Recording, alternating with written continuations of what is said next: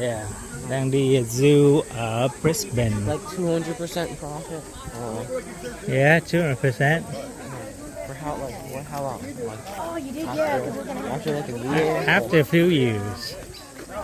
Cái chỗ này là mình đi coi cái con gì con? Koala.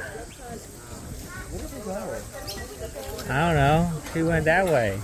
Where's that way? That way. There's a bathroom. Look at the lizard. Look at the lizard. Where? That lizard. Oh, that's a humongous. Let's get look at the lizard. I want to see a big lizard. Wow, that's huge. Con bự quá, that's huge lizard. Wow, that's a big lizard too. Chim này nó dạng lắm. Wow.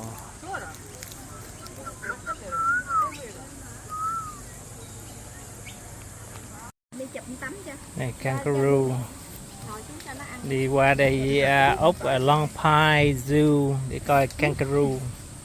Cái con này nè, cái con này nè. Nó muốn ăn nữa. Con nó no rồi. Nó no rồi mà mấy con này nè, con này nè. Rồi, nhìn đây, 1, 2, 3. Để vô đi tự nhiên. Yeah. Đưa vô đi, nó muốn ăn. Ăn mà. 2, 3. Bỏ xuống đi cho nó ăn. Không, nó để trên tay á, rồi.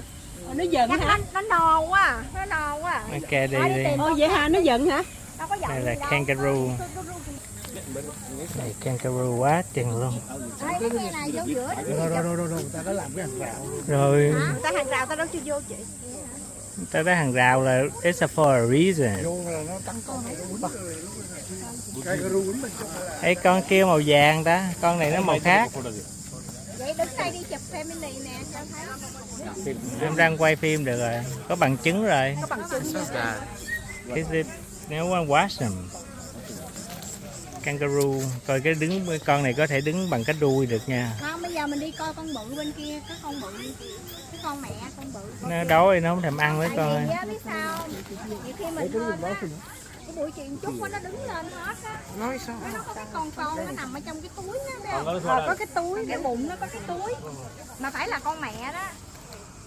Nhưng mà nhiều khi không có. Đi, giờ mình Đâu đi phải lên. con nào cũng có con đâu chị.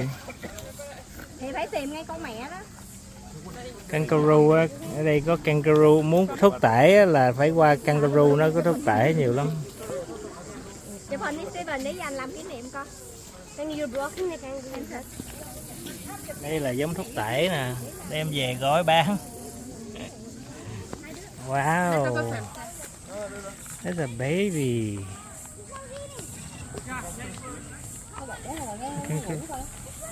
Kangaroo này có baby ha. Wow, that's cool. Cái túi đây giống như chục túi á. Đây là chục túi.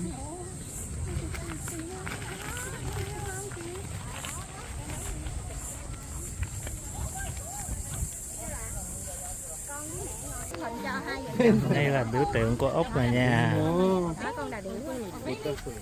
Đây đi vô đây con. Nó chụp được không? Nó cho chụp không? Cho chụp chứ.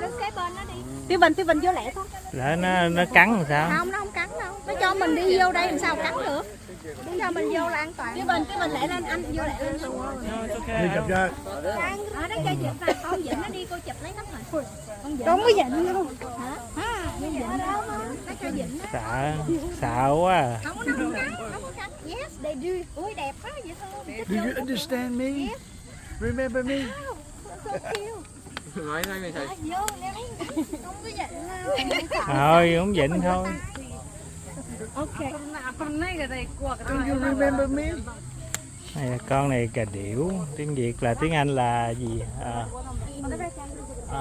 Just wait here. Emu. Just, you just Emu wait. đúng rồi. Just wait.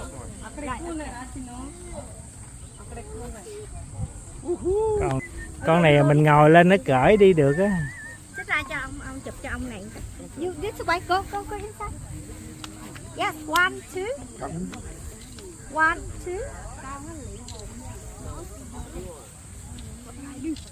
Yes, very good. Đây đây là koala, để em quay phim chút, em chụp đi. Koala, con này con koala.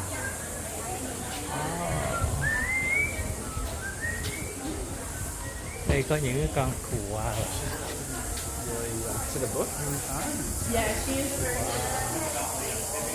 Ngủ à, mấy con này nó chậm chạp lắm, nó nằm nó ăn rồi nó ngủ thôi à. Mấy con này con donkey nhỏ xíu à.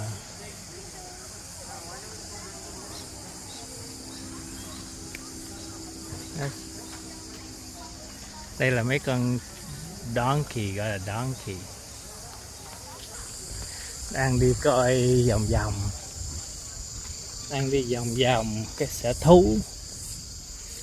Sở thú này là Pi Long Pi koala.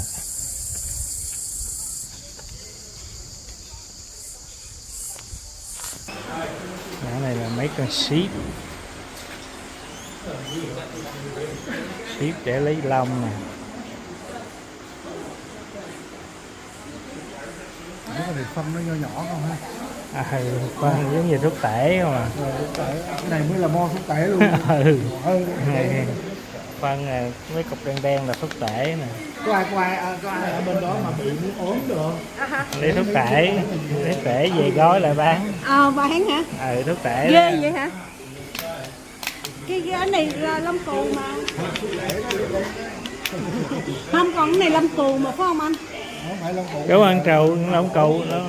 No, con cù này. Con cù nó lấy lông. Đúng rồi. Chủ yếu là lấy lông. Con gà này quá bự luôn. Không, gà này gà mình chứ.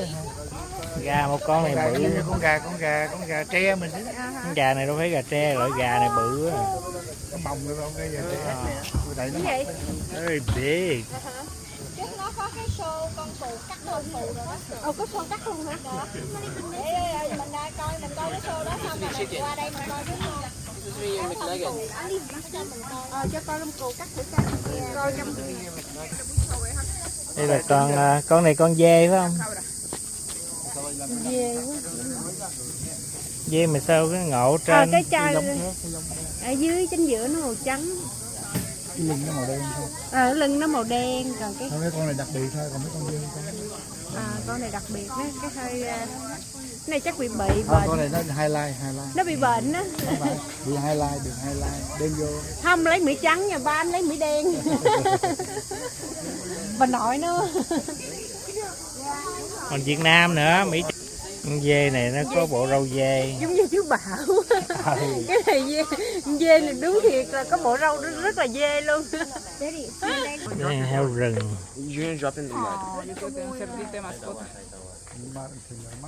Cái đó là ăn ngủ như heo.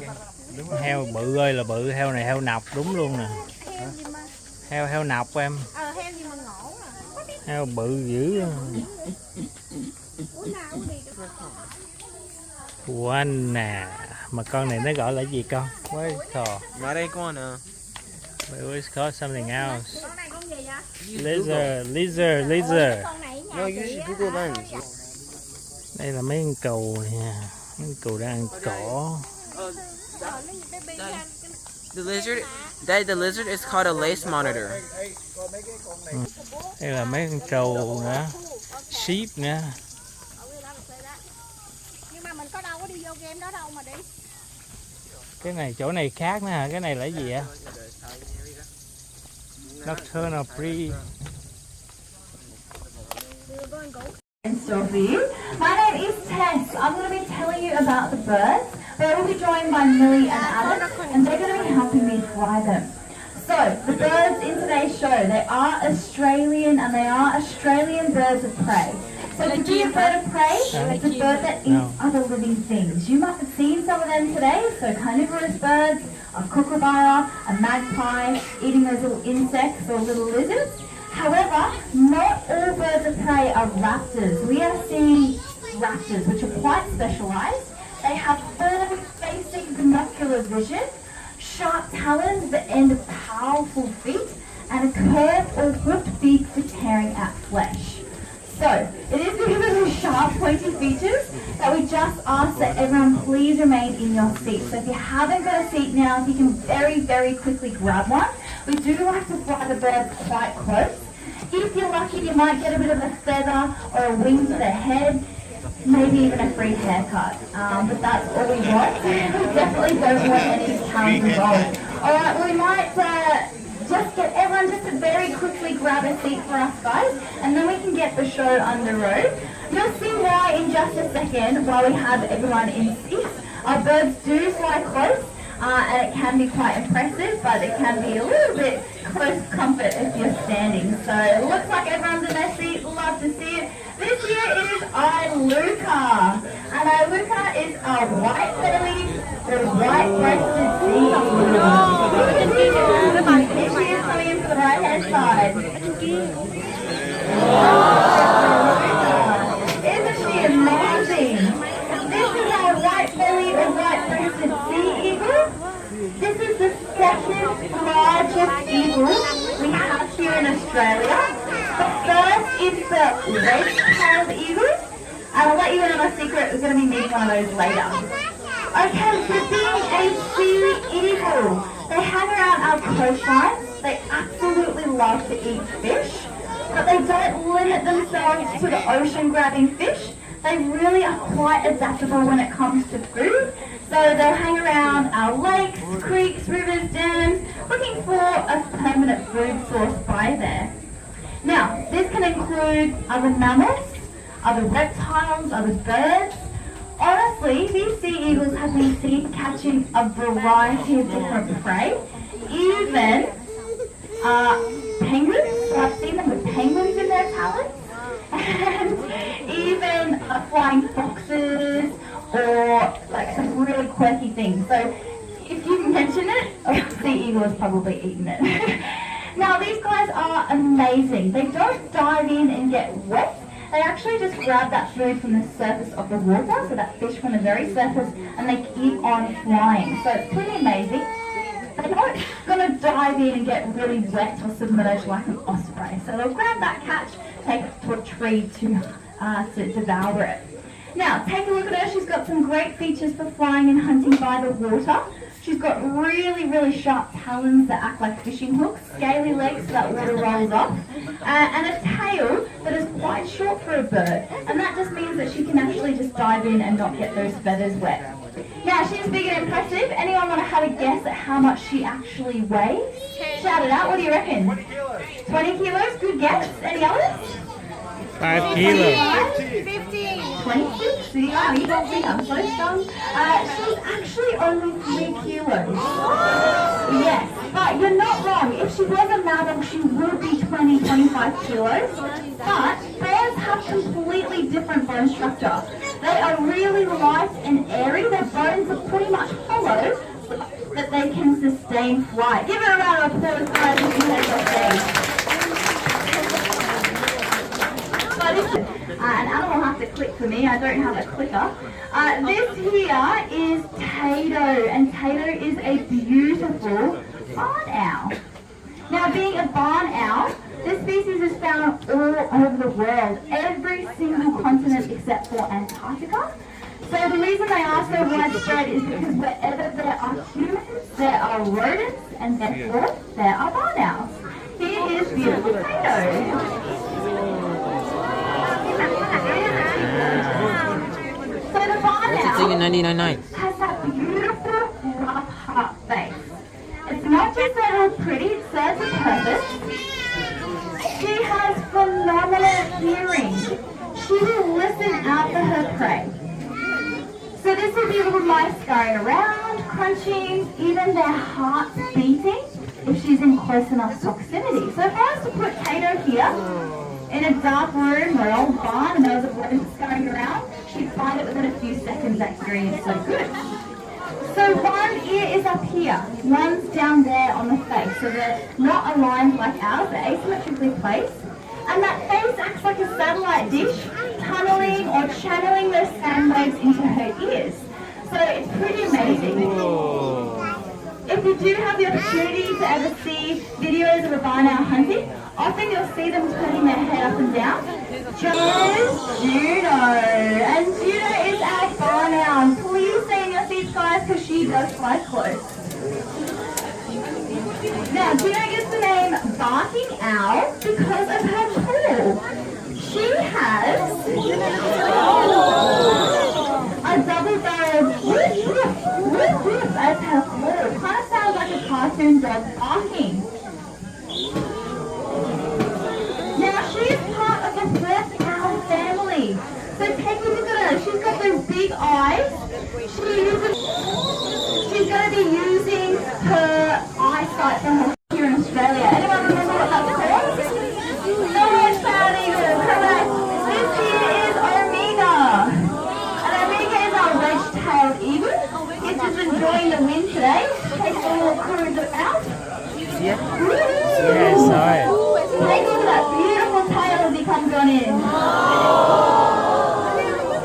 Now these wedge-tailed eagles are big and impressive. They're going to be up there in the thermal, kilometers above, spotting their prey. Now, it might surprise you to know that Omega here isn't particularly large. He is a male. It is the females that are the large ones. So Omega here is only 2 kilos. A big female would be 5 kilograms.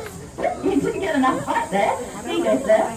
5 kilograms, so twice his weight, and has a almost 3-meter wingspan. Omega here is not even 2. So the females are so big and so impressive. Now this position that he's holding is called mantling. He's protecting that bit of food. He's got his hair up and his wings out, and he's letting you guys know that he is not interested in sharing his raptor today. Now these things, they have the best eyesight of any raptor in the world. They can be up there kilometers above, spotting their prey. A lot of the time this is rabbits. 70% of their diet can be rabbits. So they can see that rabbit's ear twitching from 2 k's away. Rabbits are on the menu, foxes, feral cats, but they have the capability to take down a wallaby or even a kangaroo. Now imagine having soaring a couple of kilometers up in the sky. If they drop down at that prey item, pretend that's a kangaroo, they can hit it at 120 kilometers an hour. Now females' feet are larger than my own hands, so they hit it with a lot of force. They can even puncture vital organs of that prey. They are phenomenal hunters. Now they can be a little lazy too. Often they look for a free feed, which is of course roadkill, but that's a dangerous meal. They can't get up and out of the way in time, and they often get clipped or injured or even killed outright. So next time you're out exploring this beautiful country, keep in the back of your mind there might be a wedge-tailed eagle in the middle of the road having a free feed. Honk your horn and give them plenty of time to get up and out of the way. Anyway guys, beautiful Omega is our final bird. We're going to take a couple of them to the after show area. If you'd like to take some photos, ask some questions, you're welcome to. If not, our sheepdog show is next at 1:30 in that paddock over there. Thanks very much guys. Enjoy the rest of your day at Low Tide. Thank you. We're going to be giving you a bit of information about our sheep, our dogs, and what is going to be going on in the paddock behind us very shortly. Doing all the hard work out there today is Tash with the lovely Lucy.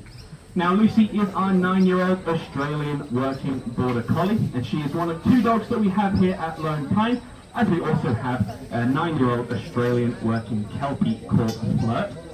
And these 2 guys, but particularly our border collie, might be looking a little bit different to the dogs that you know and love at home, and that is because they have been selectively bred here in Australia specifically for the purpose of sheep farming. So we can see that through her lovely long legs and that nice short coat as well. That just keeps her nice and cool during the summer, and also off that tough, hard ground. These guys do a lot of their work like out west where it's a lot hotter and drier than it is here. So it's very important for them to be able to stay nice and cool while they work, and also off that rough ground as well. Now these 2 breeds are used for 2 very important reasons. The first was that they are very intelligent, and that makes them a lot easier to train compared to a lot of other species. And the second one is what Lucy is very keen to show us today, and that is her natural herding instinct.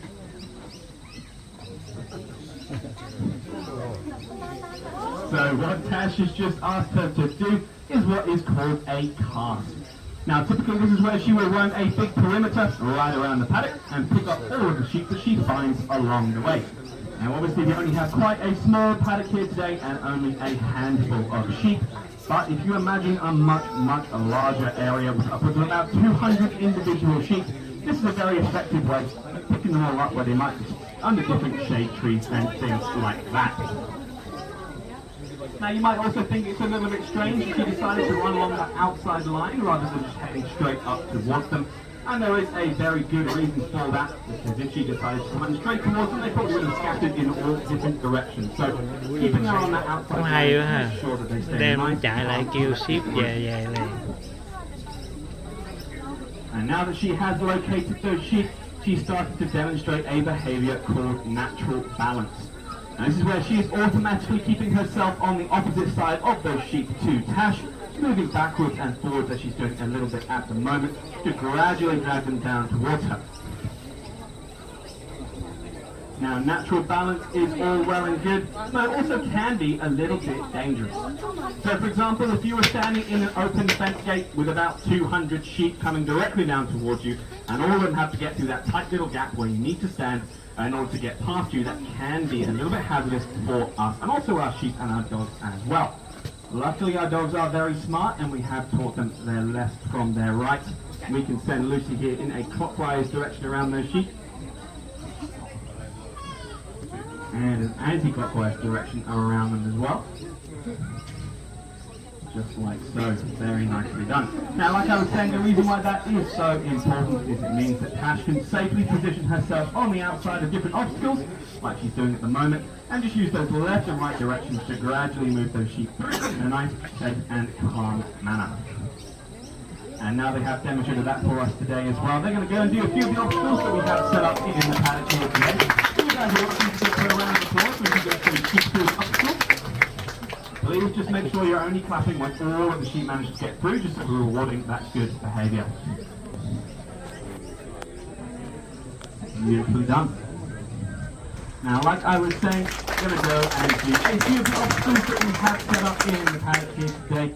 And while they do so, I'll give you guys a bit of information about sheep farming here in Australia, which has been going on for well over 200 years.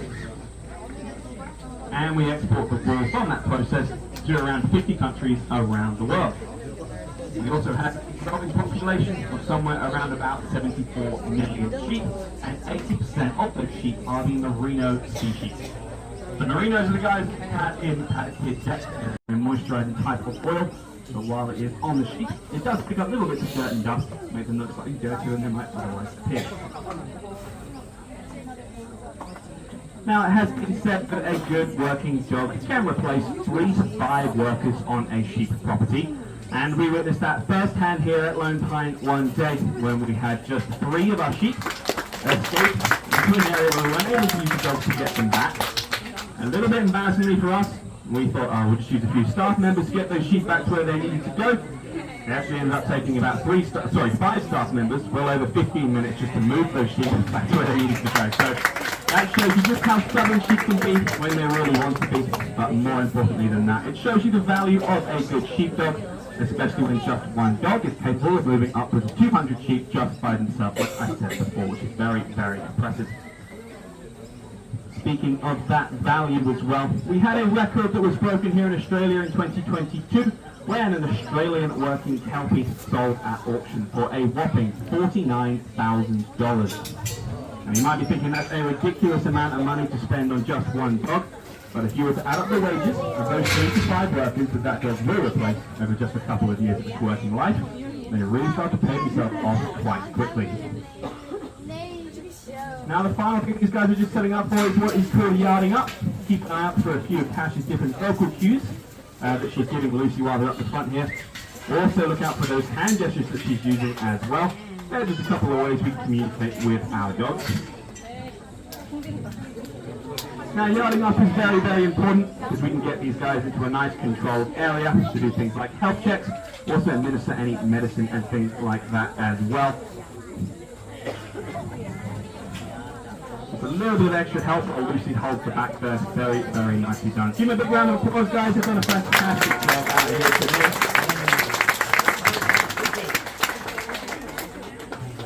Now, these guys might let those sheep out, and then Lucy might, oh, yeah, she might decide to show you her second favourite thing to do ever.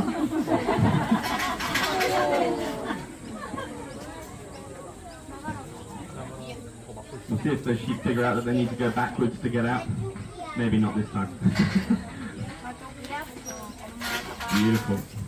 Now, as you may or may not know, dogs cannot sweat like you and I. So it's very important, particularly for our work dogs, for them to be able to stay nice and cool while they do their hot, hard work.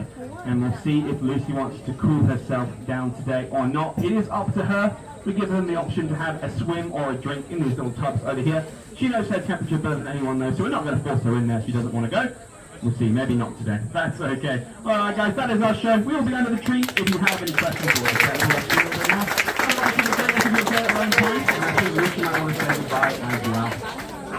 Thank you very much.